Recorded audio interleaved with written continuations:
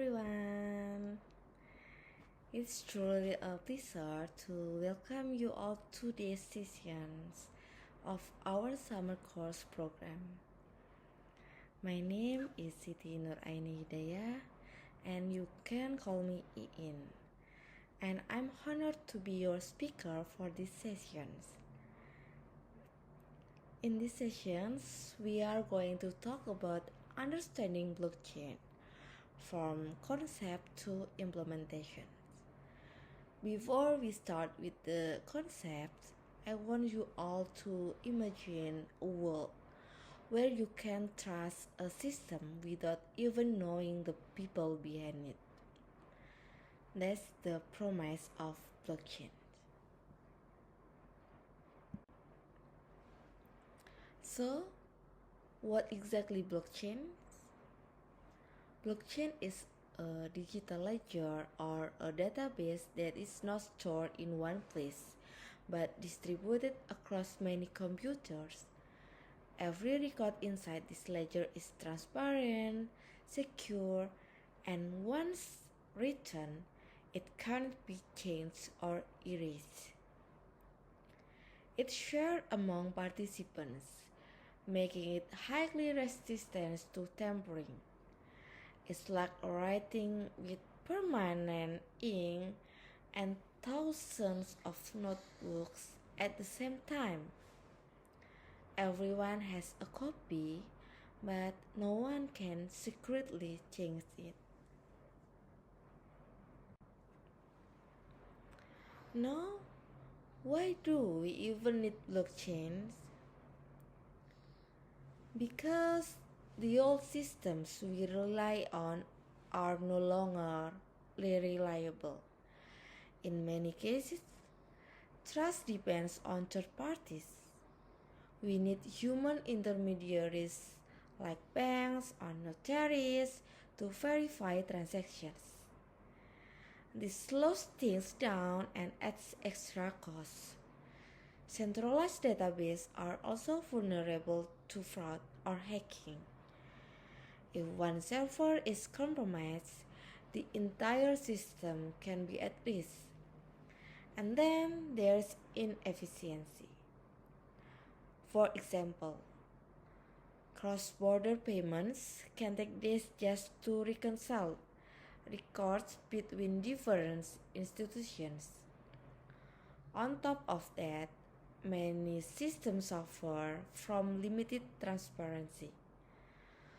Blockchains address these problems: trust, transparency, efficiency, and security. So, how did blockchain first begin? In 1991, Haber and Stornetta proposed using cryptography for digital time stamping.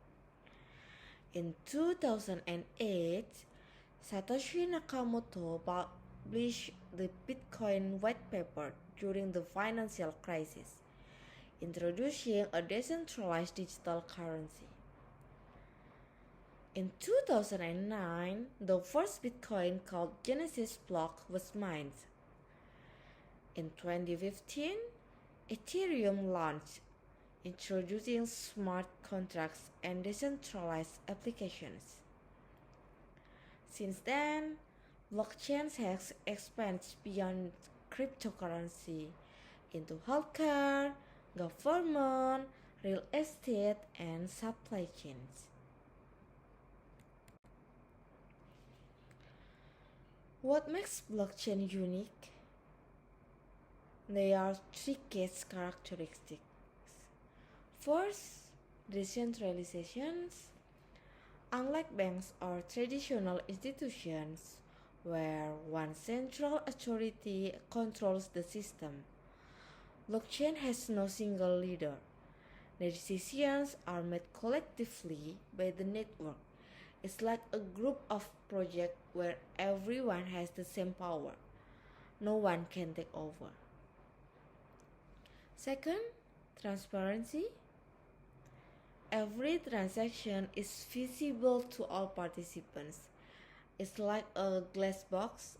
Everyone can see what goes in and out, leaving very little room or fraud or manipulation. And third, immutability. Once data is recorded, it can't be erased or changed. It's like sending an email. Once you hit send on an email, you can't take it back. The message is out there, just like a blockchain entry that can be unknown. These three features, decentralizations, transparency, and immutability, are what give blockchains its power and its trustworthiness. How does blockchain actually work? And imagine Kevin wants to send money to Alice.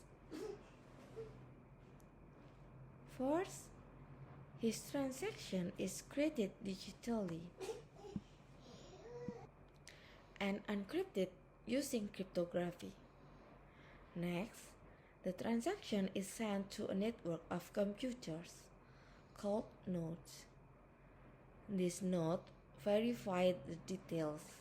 For example, whether Kevin really has the balance to make the payment. Once the transaction is verified, it joins other verified transactions and forms a block.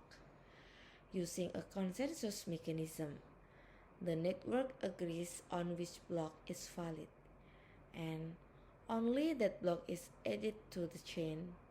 The node that successfully adds to the block even gets a reward. Finally, the new block is linked to the previous ones through a unique code called a hash. Once the block is added, the transaction is complete. Alice receives the money and the record is permanently stored on the blockchain. Now, are all blockchains the same? The answer is no. There are actually several types of blockchains. The first is the public blockchain. This is the most open type. Anyone can access and participate in. Example, Bitcoin and Ethereum. It's like a public park, open for everyone but sometimes crowded and slower. Second, we have the private blockchains. This is controlled by a single organization and participation requires permission. It's like a private company database where only invited members can enter. The benefit is more privacy and faster transactions. Then, there's the consortium blockchains. Here, the group of trusted organizations work together. It's like a business alliance where multiple companies across industries share one secure system. For example, Quorum. And finally, the hybrid blockchains. This combines elements of both public and private. Some data is restricted, but other parts are visible to the public. It's like some semi-public building. Certain floors are open for everyone, while others are restricted. Example include Dragon Chain.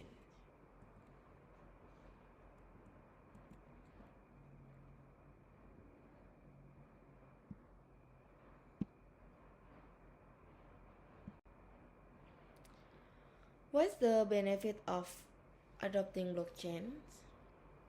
First, operational efficiency. Blockchain removes third-party steps, so the transactions are completed faster and with fewer mistakes. Second, high transparency. Every participant shares the same record. Anyone on the network can verify it. Third, data security. Each transaction is encrypted and linked to the one before, making tampering extremely difficult. Fourth, party trust.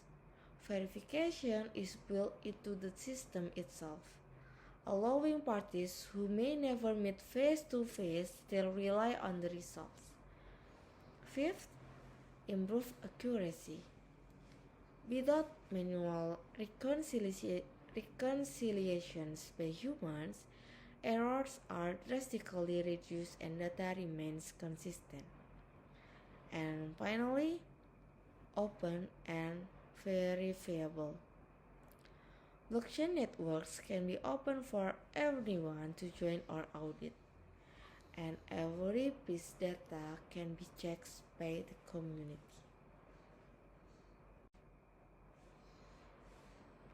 Of course, every technology comes with challenges. Blockchain is no exception. First, time consumptions. Some blockchain networks require heavy computing power to validate transactions. This proof of work process can be slow. A single Bitcoin transaction once took hours to confirm. Second, scalability. As more users join, networks can become congested. When a popular NFT project launched, transaction fees spiked, and users had to wait in line just to get their data processed. Third, regulations and compliance. Different countries set different rules. While Switzerland welcomes crypto innovations, nations like China have imposed strict bans. This makes it hard to operate across borders. Fourth, energy consumptions. Blockchain consumes large amounts of electricity. At one point, Bitcoin mining used as much energy annually as Argentina. And the last is lack of digital literacy. Even with user-friendly apps, many people still don't fully understand how blockchain works. This slow adoption creates fear of making costly mistakes. So, how does blockchain apply in real-life sectors? First, finance. Platforms like Ripple and JP Morgan Onyx use blockchains to send money across continents in just seconds. For example, Santander Bank used RippleNet to settle international transfer almost instantly, saving both time and transaction fees for millions. Second, healthcare. Medical records are some of the most sensitive data we own, but they are often scattered across hospitals and insurers. MediLedger and BurstIQ create a single, secure ledger for patient information and vaccine supply chains. Third, government. Imagine casting your vote online and knowing that it can be changed. That's happening in Estonia. They use blockchain to power e-voting, protect citizen IDs, and store government record.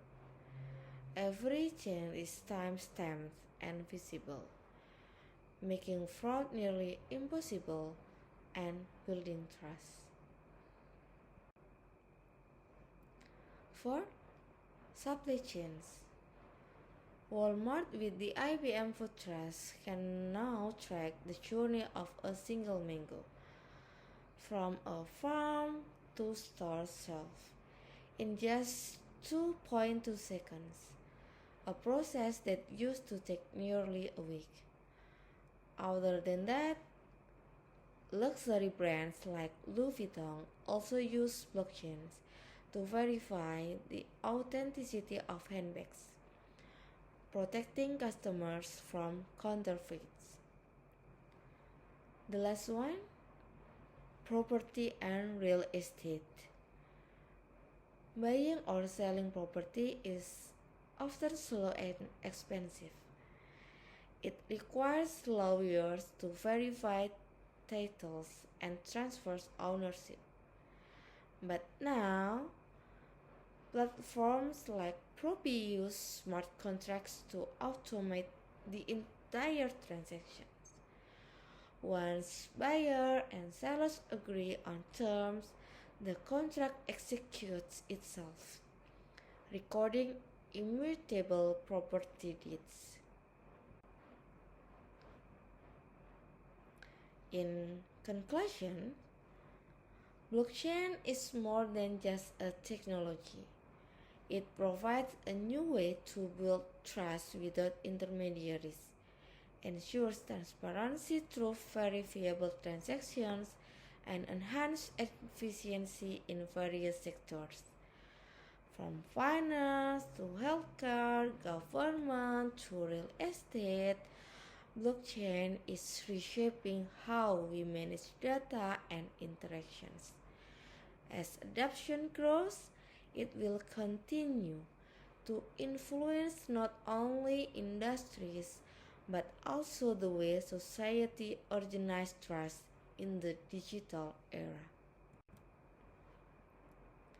Now, we will continue with a study case discussions. Here's the case.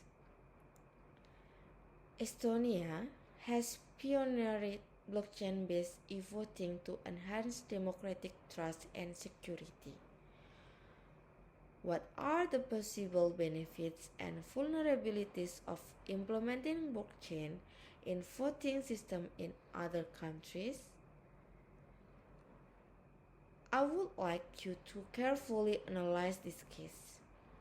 Please consider not only the potential advantages such as transparency, efficiency, and security, but also the possible challenges and risks, including technical, social, and political aspects.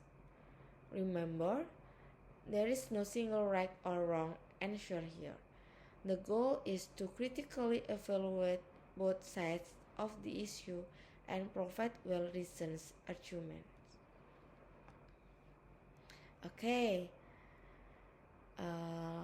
ladies and gentlemen, we have now reached the end of this session. I would like to sincerely thanks to all of you for your attention. I wish you continued success and I look forward to seeing you in the next sections. Have a wonderful day. Thank you.